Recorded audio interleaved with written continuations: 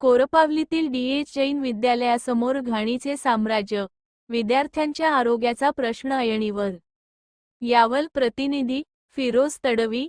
यावल तालुक्यातील कोरपावली येथील डी.एच. जैन विद्यालयाच्या मुख्य प्रवेशद्वारासमोर मोठ्या प्रमाणात घाण साचून उकिरड्याचे स्वरूप निर्माण झाले आहे.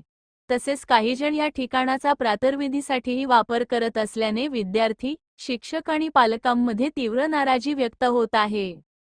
या गंभीर समस्येची दखल घेत विद्यालयाच्या मुख्याध्यापिका चारुशीला मॅडम यांनी ग्रामपंचायतीकडे लेखी पत्र देऊन तातडीने स्वच्छता मोहीम राबविण्याची मागणी केली.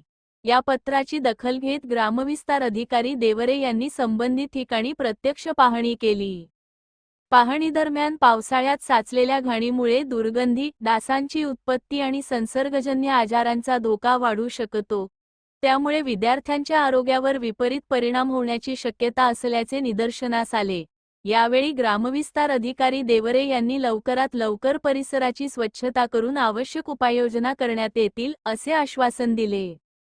या पाहणीवेळी विद्यालयाच्या मुख्याध्यापिका चारुशीला मॅडम, क्रीडा शिक्षक वानखेडे सर, ग्रामविस्तार अधिकारी देवरे तसेच ग्रामपंचायत शिपाई सलीम तडवी उपस्थित होते.